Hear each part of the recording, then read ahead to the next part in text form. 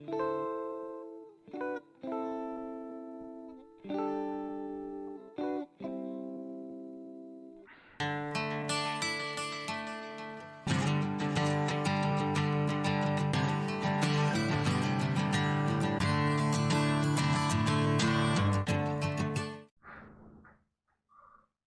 back to Grump's Barn. Right, today I'm going to be chopping this chassis into manageable pieces so I can then take it outside on my own. There's no way I can remove that as it is. A bit too hefty and too awkward. So to make it easier on myself, I'm going to get the angle grinder out and chop it into sections, which will make things a lot bloody easier in the long run. Oh, and I've received now, although I can't really show you it because it's in the box over there, I've got a new fuel tank in there along with every other bit I need.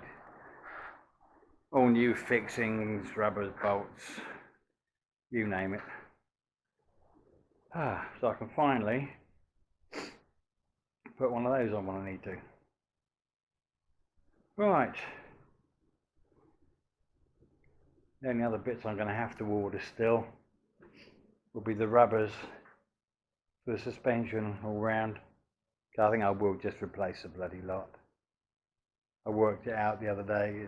I can get OE items for about 100 quid for the entire set, plus various nuts and bolts as well. Oh, and that also includes a new steering damper and a few other bits and bobs. So that's not too bad. I can just about stretch to that. Right then. Let's get on and start cutting this thing to bits. There we go. That's the front bit off, sitting over there.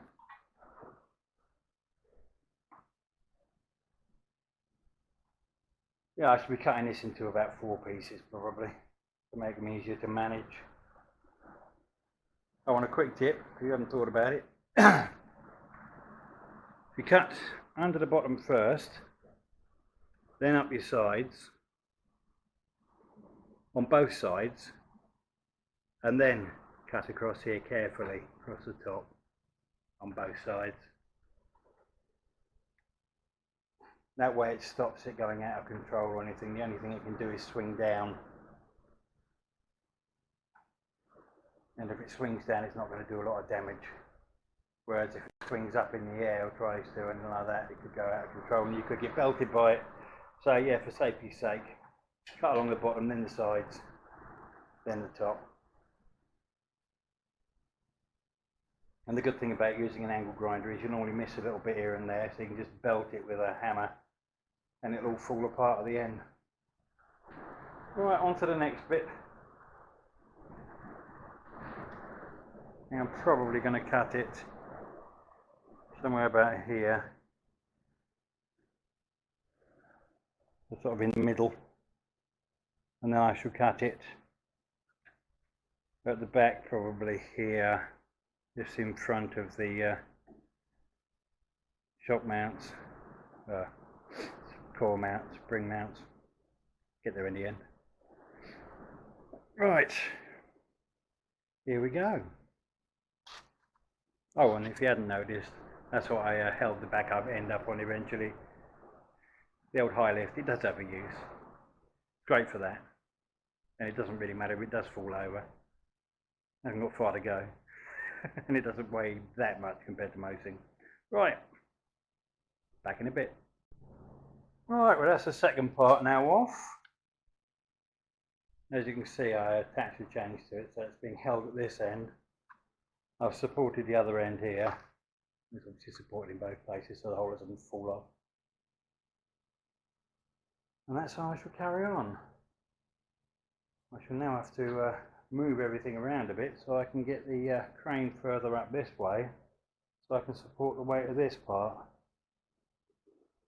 when I cut behind it. There, we're getting there. Gotta move this part to a safe place now. Out of my bloody way, hopefully. and I can take it out later. Stick it outside in the scrap pile. Well, we're getting there. Still haven't cut this bit off yet. As you can see, I've decided to hang up in the air before I cut it. There you go, short wheelbase. Right, I better get on and cut this in half now.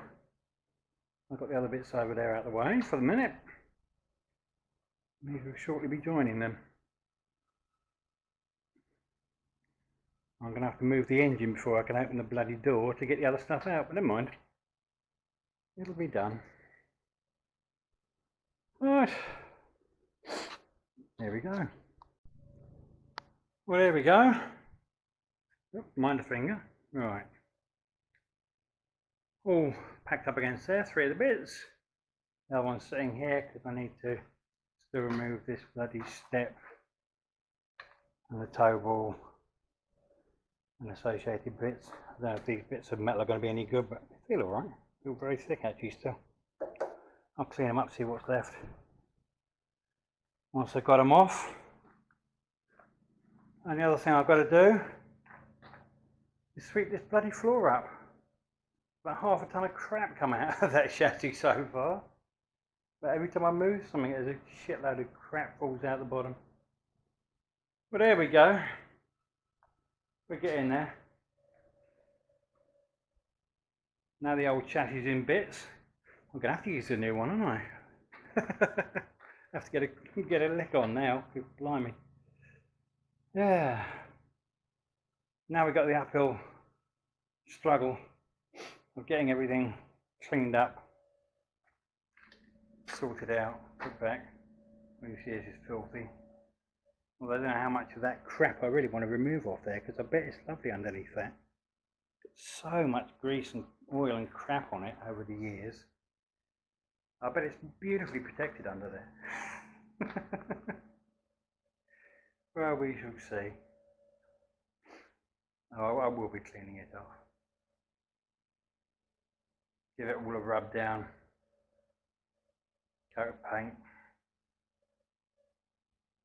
Make it look pretty for at least 6 months before it starts rotting again. Oh dear, right. That's me done for today anyway. I'm knackered after moving all this stuff about. Pretty hefty these bits when you get them off, especially that back one. Still got the weight of the tow bar and everything else on there. Double what it's got on there, I think. But yeah, looking around it after I got it apart, whew, the amount of other rot that set in on it, there's holes every bloody where. We are talking Teppy teabag time. And for those of you who are not from England or don't know about that, they claim to have 2,000 perforations in every bag. Yeah, I think I've got about 2,000 perforations in every section of this. Right then, that's me done for now. See you soon when I'll be pulling the probably the front axle apart first. Give it a good clean up. Get the arms off. I have to order some new bushes and everything for it. Yeah, we'll see what fun that is to get apart. Right then, see you soon. Bye.